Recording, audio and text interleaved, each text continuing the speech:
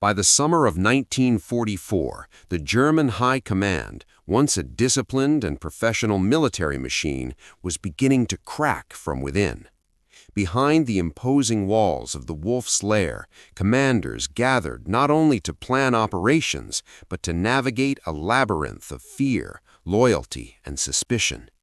Hitler had meticulously fragmented his command structure, a tactic meant to ensure his absolute control, but it came at a devastating cost.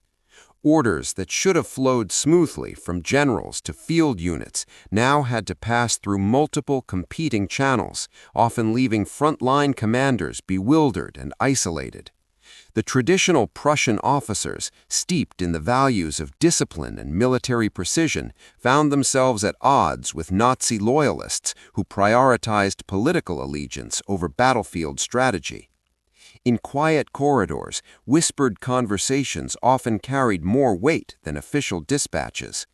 Every decision, every recommendation was filtered through the lens of loyalty to Hitler rather than strategic necessity. This tension was magnified after the July 20th assassination attempt, when paranoia swept through the ranks like a disease. Even the most respected generals began to look over their shoulders, questioning not only the loyalty of their peers, but their own survival. Rommel, once celebrated as the desert fox, became a figure of suspicion, his connections in council scrutinized by men who had once admired him. Rundstedt and Manstein, seasoned strategists, found themselves navigating not only enemy advances, but a web of internal rivalries that threatened to unravel entire fronts. Meetings that should have been devoted to operational planning often devolved into contests of influence, with commanders jockeying for Hitler's favor and carefully avoiding any action that might be construed as dissent. Intelligence reports, troop movements, and supply allocations were interpreted through political lenses, leaving even the most competent officers frustrated and disoriented. Despite their professionalism, the officers could not escape the growing sense that their careers, and perhaps their lives, depended on navigating the treacherous currents of court politics rather than military necessity. Each day brought new challenges as resources were hoarded by those closest to power and critical decisions were delayed or obstructed by personal rivalries.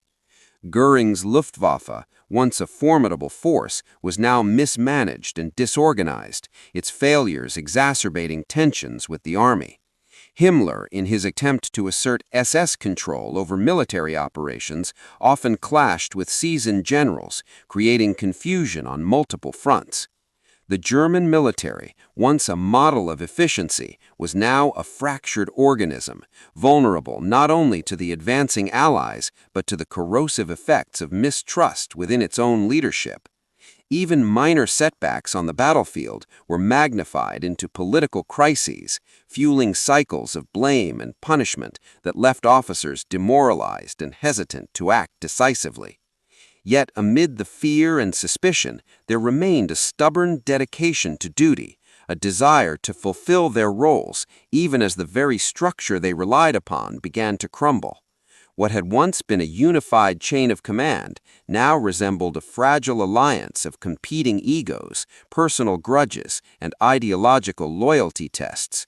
This fracture, subtle at first, would soon define the course of the war on the Western and Eastern fronts, shaping a narrative of collapse that no battlefield success could reverse. By the end of 1944, it was clear that Germany's greatest enemy might no longer be the advancing Allied armies, but the divisions and mistrust within its own high command. After the failed July 20th assassination attempt, suspicion and fear swept through the German high command like wildfire.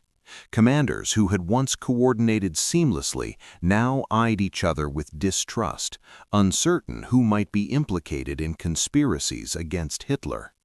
Every order carried a hidden risk. Every recommendation could be twisted into evidence of disloyalty. The atmosphere in the Wolf's Lair shifted from strategic planning to political maneuvering, with generals navigating not just enemy advances, but an intricate web of paranoia and betrayal. Rommel, injured and recovering from an earlier attack, was quietly removed from the chain of command, his reputation overshadowed by suspicion despite his past victories in North Africa. Rundstedt, a veteran of decades of campaigns, struggled to maintain operational coherence while avoiding conflicts with Nazi loyalists who questioned his loyalty. Manstein, known for his strategic brilliance, found his advice challenged at every turn, not for its merit, but because others feared that any independent initiative might be seen as undermining Hitler's authority. Meetings became stages for subtle power plays. A suggestion about troop movements or resource allocation could trigger whispers, secret accusations, and the rearrangement of entire divisions to please higher authorities. Intelligence reports were often filtered through political lenses, with officers prioritizing loyalty tests over actionable information. Even supply chains, critical for operations on both Eastern and Western fronts, were manipulated as tools for favoritism and punishment. Officers who had once been colleagues became rivals overnight, their interactions governed as much by fear as by military necessity. The SS, emboldened by Hitler's favor, expanded its influence into areas traditionally controlled by the Wehrmacht, leading to bitter disputes over authority and resources. Luftwaffe commanders, already struggling with poor coordination and logistical issues, now faced internal competition for priority missions, leaving field units undersupported. The cumulative effect was a high command paralyzed by distrust. Strategic opportunities were missed, defensive lines weakened, and commanders hesitated to act decisively, fearing that a misstep could be construed as betrayal. Even minor disagreements escalated into personal vendettas, further straining communication and coordination. Orders arrived late or were ignored, not because of incompetence, but because political considerations outweighed military judgment. Despite these challenges, many officers continued to perform their duties, driven by professional pride and a sense of responsibility to their soldiers. Yet their efforts were increasingly undermined by the very system they served, as Hitler's obsession with loyalty tests and blame shifting created a climate where internal rivalry often took precedence over defeating the Allies. By late 1944, the German High Command was no longer a single coordinated entity. It had fractured into competing factions, each maneuvering for favor, each wary of betrayal, and each contributing, often unknowingly, to the collapse of the very military machine they had once commanded with such discipline. The war on the front lines became inseparable from the war within the command rooms, and in many ways, Germany's downfall was already being scripted not by Allied forces, but by its own internal divisions. By late 1944, the internal rivalries within the German military had escalated into open competition, weakening the very forces meant to defend the Reich. The Wehrmacht, SS, and Luftwaffe, once components of a coordinated war machine, now acted more like independent factions, each guarding its own authority, resources, and influence. On the Eastern Front, Manstein's army groups faced relentless Soviet offensives, but critical reinforcements and supplies were often redirected to favor units loyal to the SS or Luftwaffe priorities, creating confusion and delay. The Luftwaffe, under Göring, was increasingly dysfunctional, its leadership more concerned with maintaining Hitler's favor than ensuring air support where it was most needed. Pilots were shuffled between fronts, fuel and munitions were hoarded, and competing factions argued over the allocation of scarce aircraft, leaving ground troops exposed and vulnerable. Meanwhile, Himmler, newly emboldened to command field operations, inserted SS divisions into strategic positions, often overriding experienced Wehrmacht generals. These units were sometimes poorly trained for frontline combat, yet they received preferential access to equipment, creating both resentment and operational inefficiency. Officers who questioned these decisions risked censure or accusation of disloyalty, reinforcing a culture where obedience to political power often outweighed sound military judgment. Within the Wolfslayer and other high-level command centers, discussions that should have focused on strategic defense were instead consumed by arguments over favoritism, credit, and influence. Reports from the front were dissected not solely for operational insight, but for clues about who was supporting whom, further eroding trust. Generals like Rundstedt struggled to coordinate retreats and counterattacks, often frustrated by delayed orders and conflicting directives from SS leaders asserting their authority.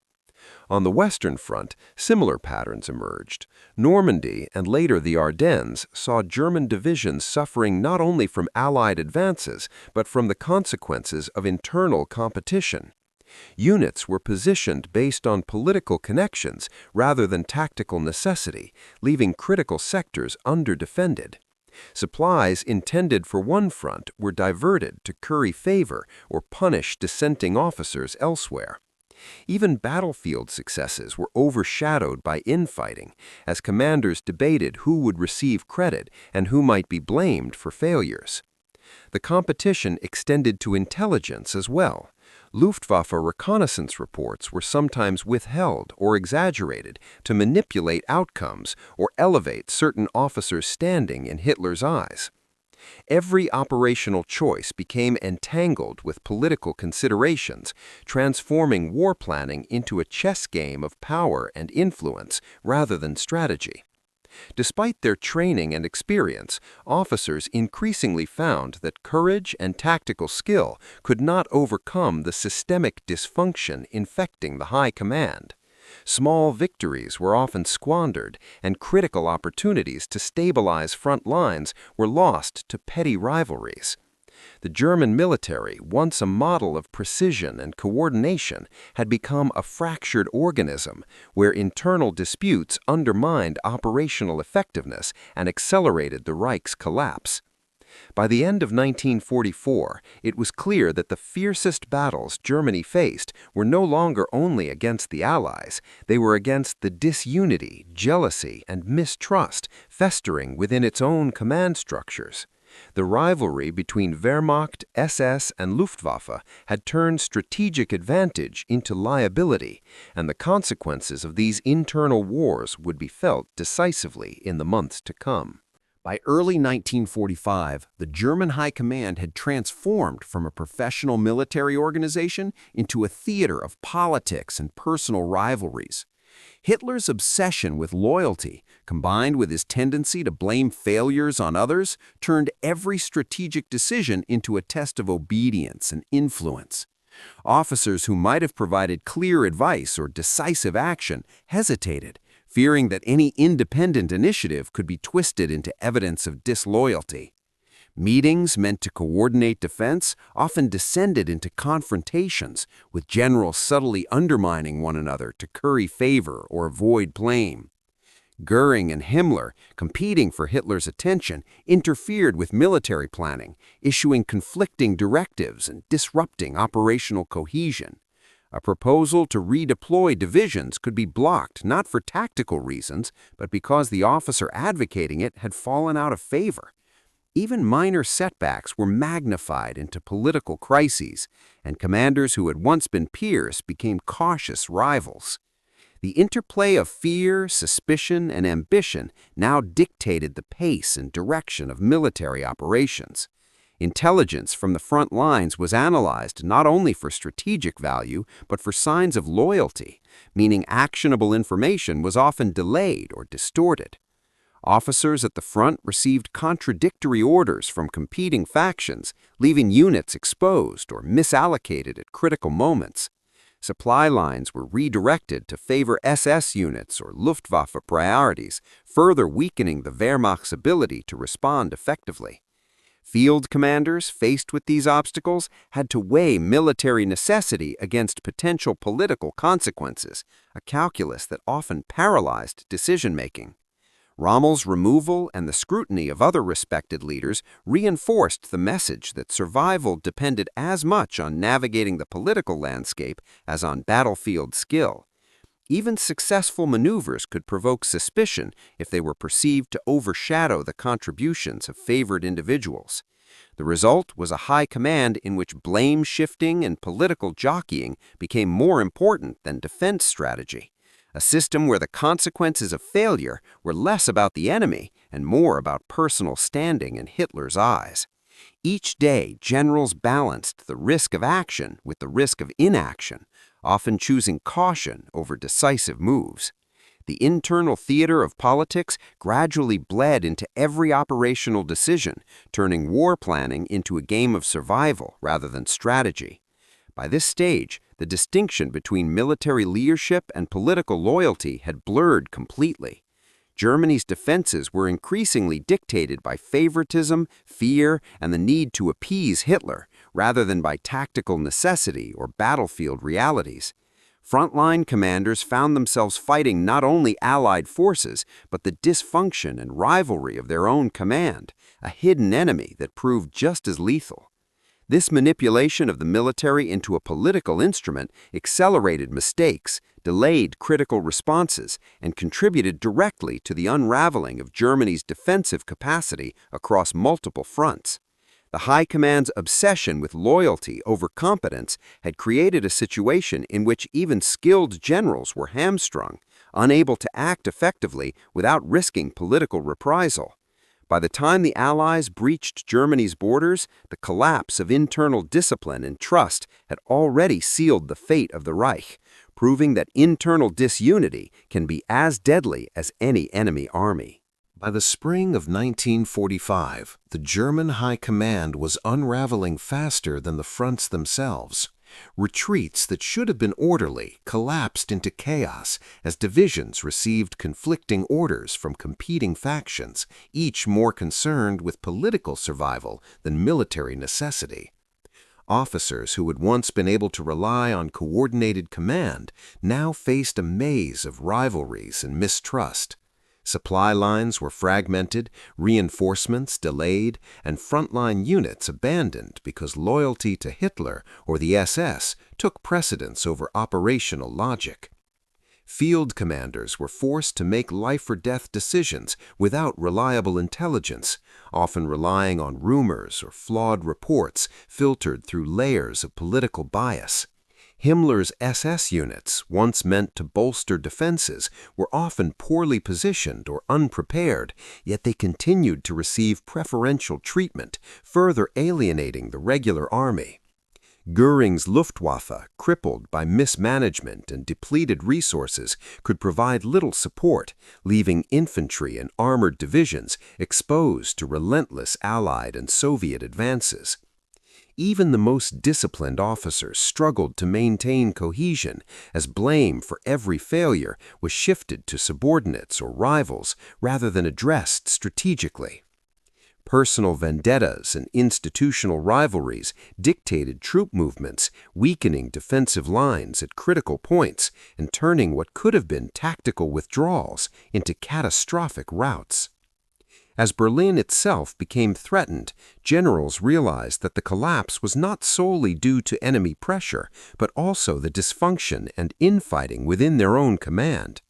Decisions that might have delayed defeat were stalled or sabotaged by those seeking favor, revenge, or survival. On multiple fronts, courageous efforts by individual commanders were rendered meaningless because the larger command structure had become a battlefield in its own right. Soldiers, unaware of the political battles in command rooms, faced overwhelming opposition with dwindling resources and inconsistent orders. The result was a military that could no longer function as a unified force, where victories were fleeting, losses compounded, and opportunity after opportunity slipped away. Even Hitler's most loyal officers could not overcome the paralysis and fragmentation that had overtaken the High Command.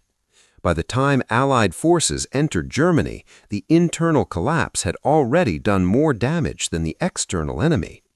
The war had become as much about survival within the command structure as it was about the front lines.